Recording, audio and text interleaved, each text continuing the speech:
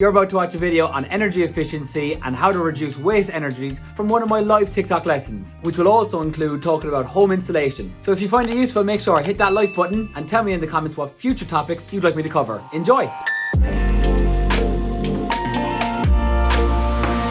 So we're going to take the idea of a light bulb. In a light bulb, we're looking to produce light. We want to make light. That's the end goal, okay? So let's say I've got my light bulb. I'm going to put in, I'm going to say 100 joules of energy, okay? So I'm pumping in 100 joules of electrical energy, okay? That's why we got our bulbs, they've got those wires connected to them because they're pushing all of the energy via electricity. It's electrically carried, okay? So it's going to have 100 joules at the beginning. Now, I want to make light energy. So I'm going to have a big arrow here saying, yeah, I'm going to be producing this much. My God, my arrow's all over the place. This much light energy, okay? Now, let's say I produce 60 joules worth of light. Now, that's fine, but you'll notice that means that there's quite a lot of energy left over that's going somewhere else, okay? So light, we're only getting 60 out of the 100 joules here. So there must be another type of energy that's going somewhere else, okay? So we might be producing heat. Now, if I'm releasing heat, that's what we call a waste energy. You never ever hear people using light bulbs for heat. Like imagine going, oh God, the house is fierce cold. Turn on the lights there and we'll stand there next to the light bulb and it'll heat us up. Oh God, you wouldn't belong getting frostbite. That's not what we use light bulbs for. So they're considered a waste energy in this scenario. Okay, there are scenarios where you do want that heat. If you are boiling water in a kettle, you want to make that water hotter, you're going to have that heat energy pushed into it. You might have a fire where you're burning wood. You want the heat coming out of it. But in this scenario, you don't want it. Same as with your phone. If your phone's overheating, it means it's releasing a lot of energy as heat. No one wants to be standing there with a hot phone going, oh yeah, this is what I bought my iPhone for, is to have the heat coming out of it. No, it's about the other energy stores. So we have a light bulb here producing 60 joules of energy. If it's producing that much heat, it's not very efficient. Reason why we know it's not efficient, and I made a TikTok about this, so if anyone needs help, there's a TikTok out there for you. I'll save you the time of trying to find that video. I'll put a link right here. In terms of efficiency, we're looking at the useful energy divided by the total energy. This is how you get your percentage, and you times it by 100 to find out your percentage efficiency. So if we were doing it in this example, we know that the light is the useful energy, so I'm going to say 60 over the 100 joules times 100, and that tells me that this light bulb is 60% efficient. When we're looking at efficiency, what we're trying to do is reduce the amount of waste energy we're giving out. So in this example, if I have a bulb that's, only 60% efficient, then I need to try and find a different bulb that might be 70% efficient or 80% efficient. Most new products will come with some sort of an efficiency rating so that you're going to be able to buy something that's not going to waste as much energy. That's the key. You're looking at something that's going to have less energy wasted. If we're looking at it in a mechanical process, if you've got a car engine, and you might look at applying some sort of a lubricant, because then a lubricant will stop friction between the two surfaces that are rubbing, and that's going to end up reducing the amount of waste energy. Really important process in any mechanical process is having some sort of lubricant that's going to reduce that waste energy. If we think about energy in our homes, there's a whole different batch of ways that we're going to be able to reduce the amount of energy that we are losing. So improving efficiency, we said you could have either lubricants for mechanical processes, or you could look at insulation, basically trapping your energy and stopping it from leaving your system. Okay, let's draw me a house. This is my ground. Oh, I'm gonna treat myself well here. I'm gonna give myself a 2-story house. Here's my roof, my door. Oh, so proud, this is my first house. I'm gonna stick man. That's actually quite proportional, same size as the door, I'll take it, okay? Boom, there I am. That's me, my first home. Okay, how am I gonna insulate my house? What could I add that's gonna save me energy, stop me from losing energy, save me them moolahs? So, what I could do is I could go, right, I'm gonna get myself a lovely set of double glazed windows. Okay, double glazed windows, and what that's going to do is it's going to create one layer of glass, a thin area in between where there's either no air or very little air, and then another layer of glass. Reason why that prevents a thing called conduction, because you need to have straight solids for conduction to work really well, where the particles can bump into each other and transfer the energy out. So if you think about like a single glazed window inside in a house, you have a single glazed window, okay, the particles are all next to each other in here inside single glaze. Okay, that's what's happening inside your single glazed window.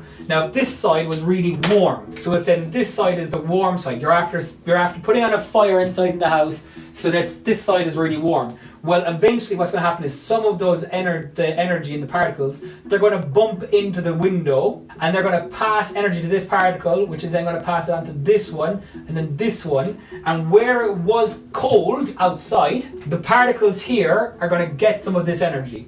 Okay, so single glazed windows, you're going to have those particles passing on the energy. When we double glaze it, what we end up doing is we create a scenario where there's two sets of windows there, but the problem that they have here is that there's no or very few particles for it to pass on the energy. So the air outside isn't going to be getting as much energy because these guys aren't able to pass the energy through this space.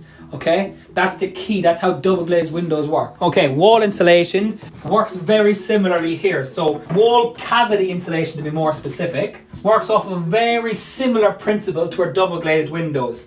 What I'm going to do with it is I'm going to have one line of bricks on one side. I'm going to have another line of bricks on the other side. Okay, and then there's a gap in between. Imagine it's like the double glazed ones, but you're dealing with bricks instead. Those bricks are going to be transferring energy very easily, but because there's this big gap in the middle, it doesn't transfer all the ways across. But we do have to do something in this here to prevent a thing called convection currents happening, which is where air particles will move around instead. So we start filling it with some insulation where basically there's like massive foam kind of stuff that goes in there, fills it up, but creates tiny air pockets, and that prevents conduction and convection from mostly happening. So wall cavity insulation, really, really top-notch way of like not losing energy. We'll put in loft insulation. So loft insulation works under the same premise of heat rising. So if you know how about convection currents work, heat tends to work in a circular motion where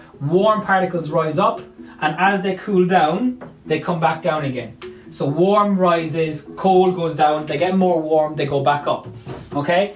So in my house, I'm going to have warm air coming up to the top. What loft insulation does is it's a bit like this kind of wiry mesh where it's got loads of these particles all over in different directions, just all randomly in different directions. So you have solids there that are stopping the particles of air getting all the way through. And there's tiny little gaps in between, tiny little air pockets that are going to catch some of those particles and stop them from progressing and stopping them from transferring the energy out of the roof. If you've got really good loft insulation, actually perfect time of the year for this. Last couple of weeks it's been snowing in lots of places in Ireland and in the UK. Anyone who's got good loft insulation, their houses will have loads of snow on top of the roof because their roofs aren't giving out energy. If you've got someone whose roofs were completely clear of snow, they've probably got really poor insulation because their houses are letting all the energy up, it's heating up the roof, which is then melting the snow, causing it to fall off. So if you've got really good loft insulation, your house would have looked like it was freezing outside,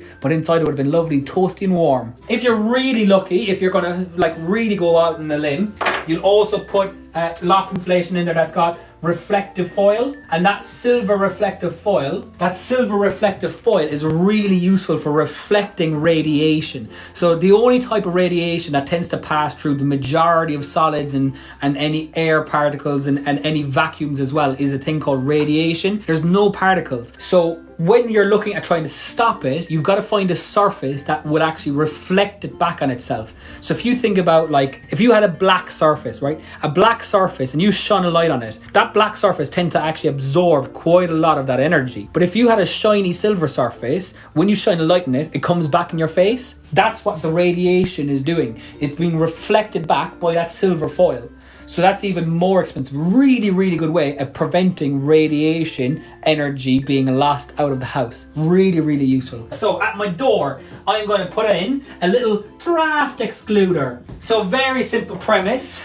If you've got any gap in your doors or your windows, air is going to escape. That's what air wants to do. It wants to find a bigger space that it can move into. So under your door is the perfect example of somewhere that quite commonly will lose air particles. And if you're losing air particles, they're going to take the energy with them as well. So a draft excluder is just you putting something in the way to stop it from leaving.